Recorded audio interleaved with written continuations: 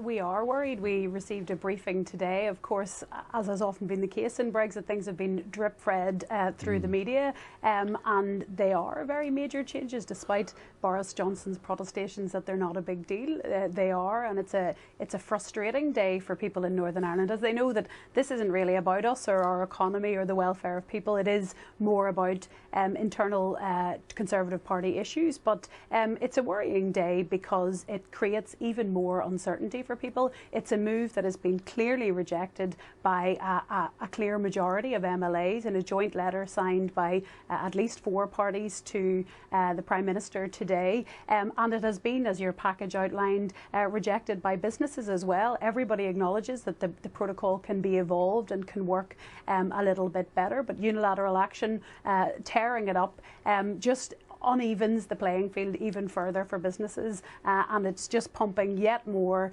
toxicity into politics in Northern Ireland, and it doesn't solve the stated problem, which is to coax the DUP back into government. Well, that was trumpeted for over a year. It became the rallying cry that we'd trigger Article 16, and myself and my party and others said that I don't think that does what you think it does. I think some of the clauses that have been trailed in this bill just give wide powers to ministers, and I think that indicates that they don't really know how to solve this problem that they've created, and they don't really know what the DUP's bottom line is, and that's been part of the problem over the last 4, 5, 6 years of the Brexit saga, that people haven't clarified what it is they want to achieve from Brexit, and everybody else is trying to fit in around it.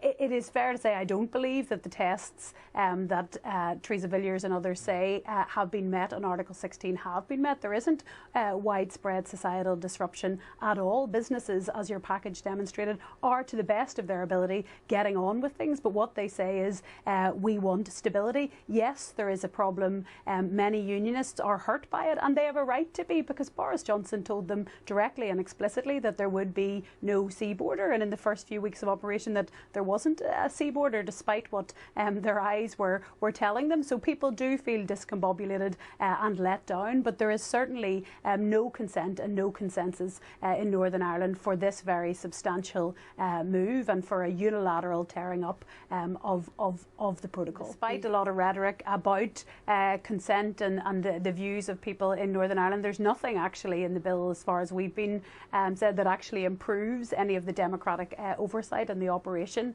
of it. And as I say, it reinserts red lines that really you don't hear from people in Northern Ireland. What the people I represent more than anything want is to not hear this negativity, this toxicity, this uncertainty, this disruption on the media day in, day out. They want it to be addressed. The protocol is being framed as the problem, when in fact, with tweaking, it is the solution. And as I say, it is about smoke and mirrors. I think it's also about having the Brexit rows roll on forever. I think Boris Johnson is comfortable in the place of saying, you know, get Brexit done, and all these people that are ranging against me to thwart that. I think it's a position he's comfortable with, and I think that is part of it. But if it is about coaxing the EU, it is clear that it is not going to work. They've been very clear at their frustration at the brinkmanship, and as Simon Coveney said, in terms of the Good Friday Agreement, Britain and Ireland working together as equals and friends is the only thing that's ever worked. Unilateral action and one or other government running off and acting contrary to the wishes of the other one has never been good for Northern Ireland, and it won't be in this case either.